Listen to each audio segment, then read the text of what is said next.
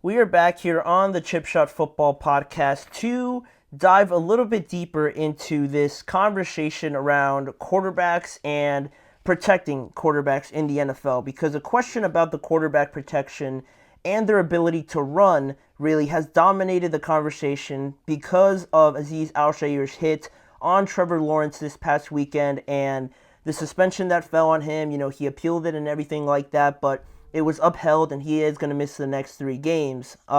Which, again, I want to say that is fair. I want to emphasize that I think the suspension was accurate and, was fair to suspend him 3 games for how unnecessary and just really, I don't like calling it dirty, because I don't think he's a dirty player or anything like that, but it looked excessive is what I'm trying to say. So I think the suspension is fair, but that's not really what we're going to talk about, not directly. It's a macro idea of the ability that the quarterbacks have of running, right? This day and age where you have a lot more athletes playing quarterback, right? Not your traditional Peyton, Eli, Tom, those guys, Philip Rivers, those guys that are great in the pocket, right? Drew Brees is another one. There's a lot more athletes, so to add to the offense to make it more dynamic and harder to stop, you have these quarterback runs, and there's no problem with that. It's just an evolution of the game, right? But you get into tricky situations like these where the NFL obviously tries to protect the quarterbacks. The rules, like it or not, are bent differently for the quarterbacks than they are for everybody else. That's just how it is. That's the attraction, right, of the teams and of the NFL. So they also get paid the most money, so it actually makes a lot of sense. But when you get in situations like these where you get a dangerous hit like that, everybody goes right to the defensive player, right? Like, oh, that's a dirty play, that's a dirty player, they should be ejected, suspended, fined, everything like that. They're looked upon as the bad guys. But DeMeco Ryans, the coach of the Houston Texans, mentioned it afterwards that, yeah, I mean, the hit wasn't great. He stood up for his guy, but he also, took the side of the quarterback a little bit. But he also mentioned how the idea of quarterbacks running, yeah, I mean, they could do it, but also it's a tricky situation where he said it was twofold, where, they also bear some responsibility, where, running is a pretty dangerous thing to do as a quarterback, in all honesty, right? When you're running, defensive players, trying to make a play on the ball, aren't stopping to really consider, oh, this is a quarterback, I should go 50% here, right? That's not how people think. At that point, you become a runner, and it's not fair for defensive players to kind of reconsider everything and kind of be 50-50 and not knowing what to do. And DeMeco Ryans was the first one to bring it up. And I thought also what Tom Brady said on it recently in an interview this week was also, harping on that point, and I thought it was pretty interesting what he had to say about it. So he mentioned on The Herd, I'm pretty sure, he said, the quarterbacks need to take better care of themselves. When you run, you put yourself in a lot of danger, and when you do that, I don't think the onus of protecting an offensive quarterback who's running should be on a defensive player. I don't think that's really fair to the defense. And also, I didn't fully write it out, but he also made a couple interesting points after that. He said, if you're going to slide, obviously get down quickly. You can't 50-50 it, because then you open up the door to, obviously, now you have a possibility of these big hits happening, right? If you could get down and quickly do it, don't think twice about it, because the defensive players are coming to get you down. So it's better off for you, for what your value is as a quarterback to your team, to just get down. More often than not, if it's like the second quarter, it's like second down or something like that, just get down. There's no need to kind of risk it. Also, he mentioned that defensive players have to be aggressive. That's just their nature, as Tom Brady put it. He also said that he questions about trying to protect quarterbacks. If so, he mentioned, or he questions the offenses, right? The offensive coordinators, the head coaches, the team really of the quarterback, if they are all about protecting the quarterback like they say, if they're all about, keeping these guys upright and healthy, why are there so many quarterback design runs, right? That's what Tom Brady said. He suggested just staying in the pocket. If you really want to protect the quarterback, in all honesty, it makes sense, right? Staying in the pocket, because more often than not, if defensive players are over aggressive while you're standing in the pocket and they sack you or they hit you a little too aggressive, the flag's always going to come out in your favor. And that time, you're not really opening yourself up to any danger, right? You're just trying to stay in the pocket and make a throw. There's nothing wrong with that. Whereas when you escape, your comfort zone, your realm a little bit, then you start kind of drifting into the defensive player's territory, right? They're trying to defend every blade of grass. So if you kind of venture into that avenue, that path, the rules change a little bit, right? It's not the safe haven, right, of a quarterback pocket. So Tom Brady also mentioned that, questioning why there's so many quarterback runs if you know that they could be opening themselves up for taking more hits like this. And I thought it was a pretty decent idea for what Tom Brady said when he said fining or penalizing a quarterback for sliding late in order to get offenses to try and avoid these things, and not take advantage of the rules, right? Instead of just blaming the defensive player, start holding the players accountable, like the quarterbacks accountable, the offensive side of the ball accountable, right? They're going to stop doing it if they know if I, overextend a little bit, or if it looks a little bit shady, like I'm trying to take advantage of the rules,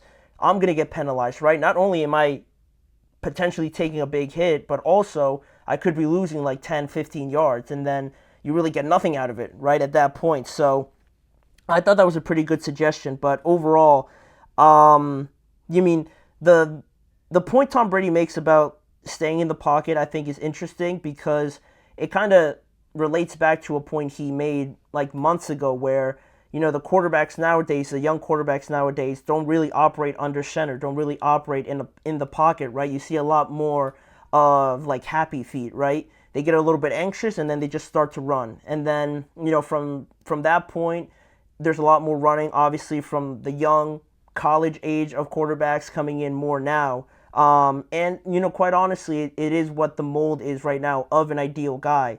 Just being a reserved pocket guy, it's not really what fits the NFL now. So I thought that was interesting where he brought that up because I just don't think it really fits this day and age of the NFL anymore. But, I think it connects to what was revealed by Dan Campbell also. I thought this was really interesting too.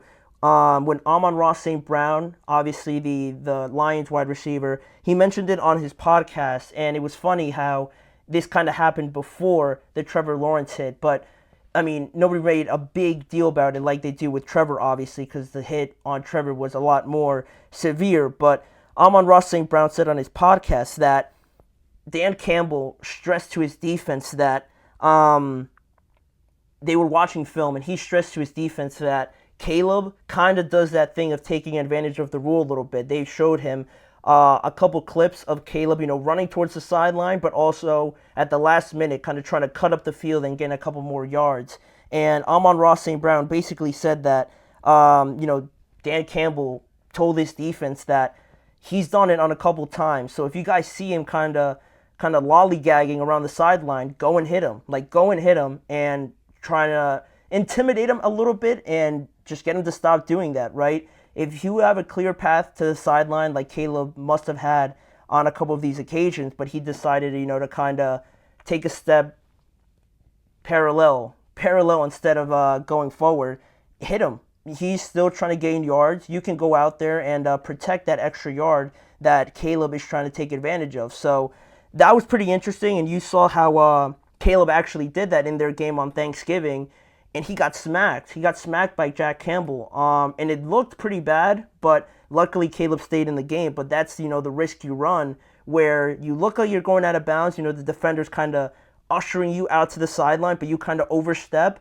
The next time the defender sees that, he's going to hit you, and that's what happened in that situation. And it might seem a bit, excessive for Dan Campbell to say something like that, but I think that's just the level of fairness that should come with the defensive players as well, right? If a quarterback is trying to, bend the rules a little bit and kind of knows that you can't really just run up to him if he's looking like he's going to run out of bounds, they know more often than not if defenders hit them while they're doing that, it's probably going to get called for unnecessary roughness. So them knowing that, trying to extend a little bit more to gain an extra yard, they're taking advantage of it. And there's no problem with that. It's all in the gamesmanship of it. But just know that the defender, in all fairness, could come and hit you if you try and do that. So it also has to be pretty clear, though, right? I'm not saying just go up there and, just kind of like pick them up and slam them or something like that. If you see a defender, if a quarterback sees a defender coming and you can just go to the sideline,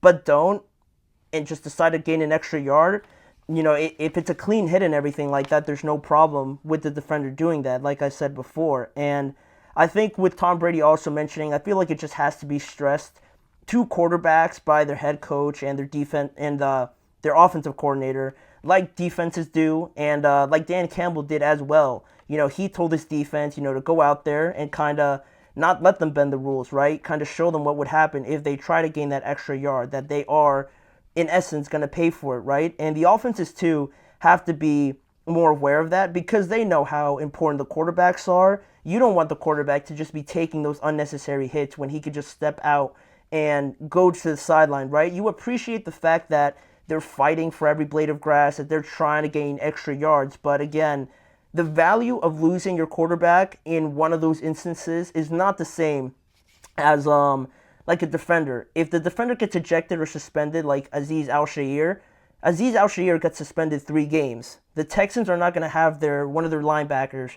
for 3 games, right? But the Jaguars, let's say if they were fighting for a playoff spot, right? They lost Trevor Lawrence for 4 weeks, right? He's on the IR for 4 weeks now.